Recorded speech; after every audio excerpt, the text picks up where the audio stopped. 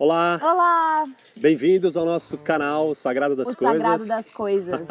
Hoje a gente vai puxar um pouco o assunto da nossa conversa Da anterior. última conversa. E hoje a gente vai tentar fazer um recorte de um ponto de vista mais nosso, também sobre o profano, para não parecer que a gente só considera o sagrado no sagrado, porque a gente também considera o sagrado no profano.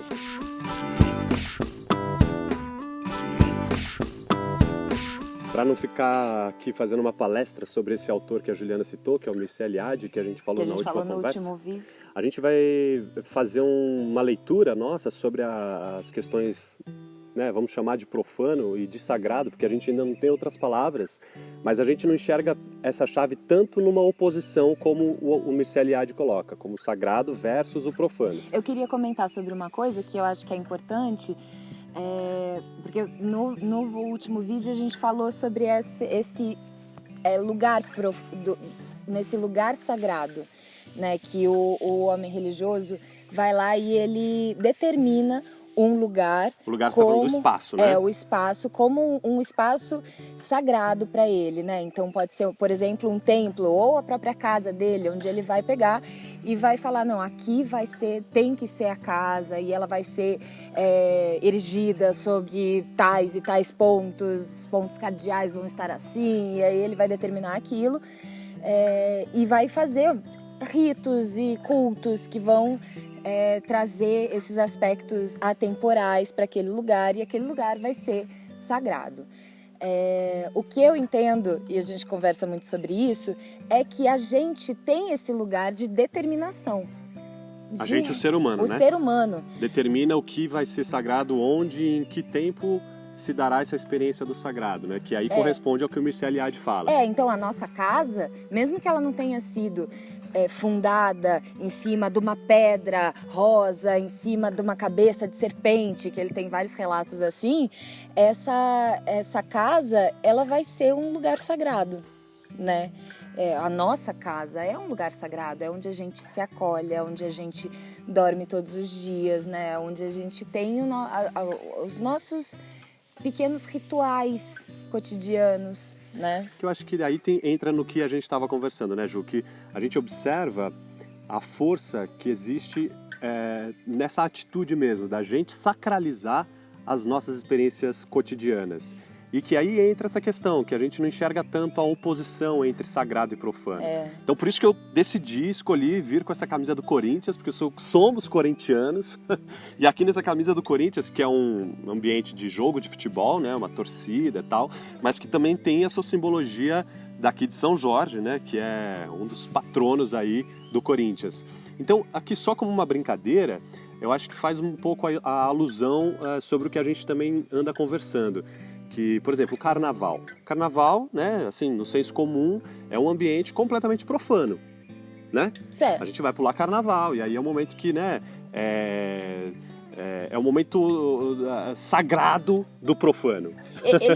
Mas ele nasceu num ambiente sagrado. Ele nasceu numa festa religiosa, né? As festas dionisíacas, né, que daí também nasceu o teatro, nasceram muitas das procissões, né, o culto dessas procissões que a gente tem até na Igreja Católica, elas remetem a esse culto das festividades de rua que existiam na Grécia Antiga. Então, o carnaval é uma das reminiscências desse ambiente aí sagrado e que hoje a gente toma como profano. Mas esse profano do carnaval, ele é sagrado. E também ele se torna cada vez mais sagrado, mesmo na brincadeira, no jogo profano, quando a gente estabelece uma relação com esse jogo, com esse ritual social, coletivo aí, de uma forma sagrada. E aí entra a nossa pitada, o nosso tempero, o nosso entendimento, porque a gente não entende o sagrado, e o canal aqui a gente também está falando de sagrado das coisas, não como uma coisa assim, vamos falar de religiões. O sagrado das coisas é falar então de um canal sobre religião.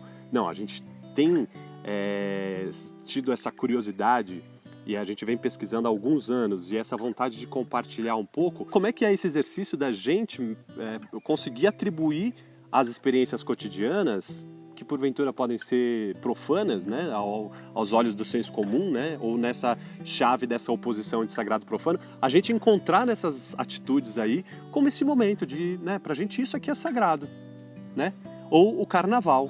né? Ou se encontrar com os amigos, ou ir para um jogo, jogo. De futebol, de qualquer esporte, que a gente encontra ali um momento de uma catarse coletiva e outras experiências que têm a ver com o ambiente sagrado religioso, que ele também tem a ver com esse sagrado profano. Então, no nosso entendimento, o sagrado não está tão assim numa chave de oposição ao profano, e sim numa chave de um jogo, de um diálogo. A gente abriu o último vídeo falando, mas o que é sagrado para você? E aí eu lembrei de uma frase que é muito comum a gente escutar. Por exemplo, não, mas o churrasco de domingo é sagrado. Que quer dizer, se relaciona bem ao que a gente está falando, né? Tem alguns determinados pontos da nossa vida, né? Coisas que a gente gosta de fazer, que a gente ritualiza de tal maneira que aquilo passa a ser sagrado. Eu, por exemplo, sou um cara que eu gosto de acordar cedinho para ver o sol nascer. Para mim isso é sagrado. Então isso não tem a ver com exatamente religião. O Mircea Eliade, pelo menos na tradução que a gente tem em português, né, nesse livro que a gente trabalhou no encontro passado, a gente falou dele, que é o sagrado e o profano, ele vai falar muito do homem religioso. Então, toda vez que eu lia lá o homem religioso, eu tentava traduzir isso na minha cabeça como a experiência espiritual, o sentido espiritual da vida.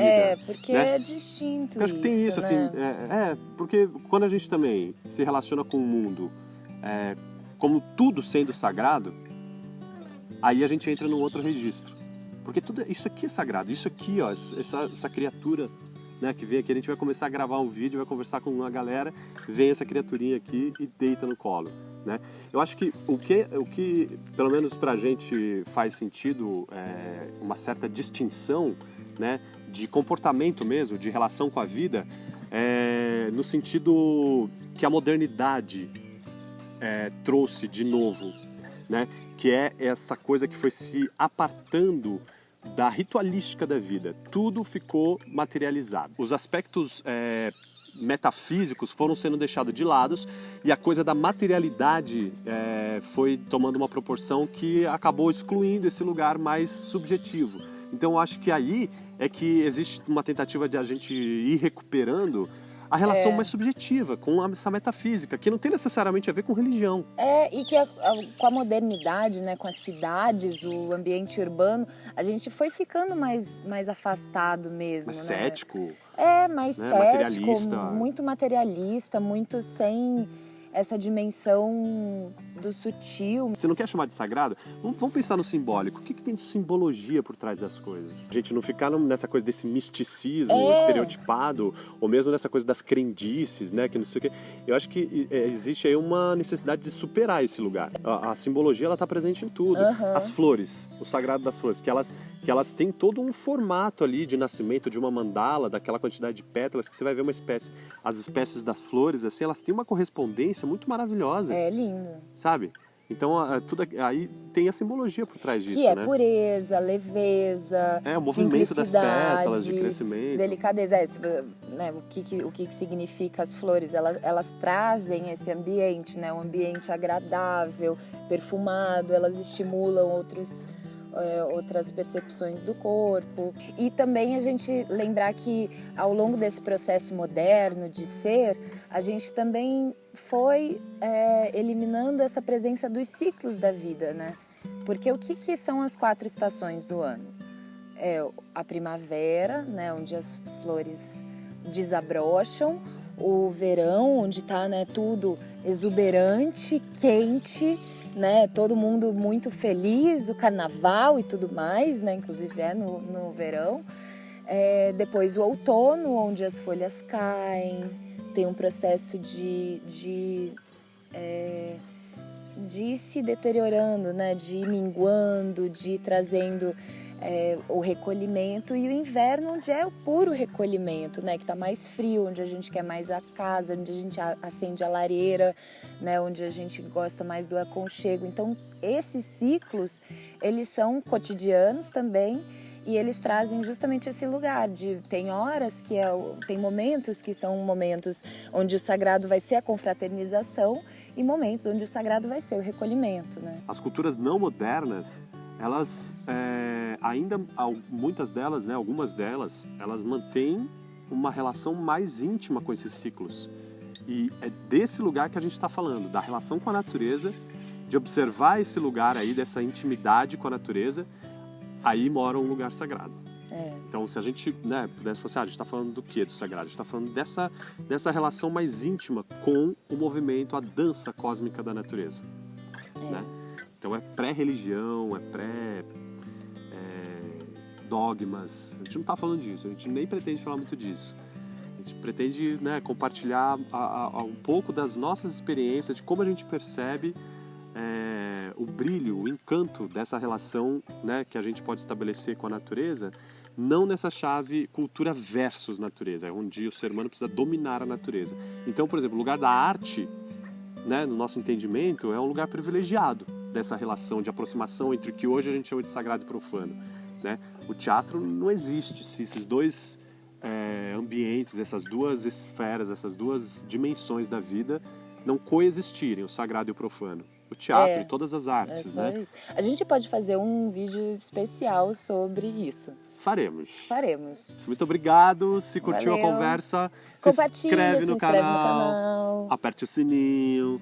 Curte essas o vídeo, coisas que vocês estão mais acostumados que a gente, porque a gente está chegando no YouTube agora. E releva que a gente, né, tá chegando no YouTube, cometendo umas gafes. Mas é isso. Mas é isso. Obrigado aí pela audiência. Beijo. Até semana que vem.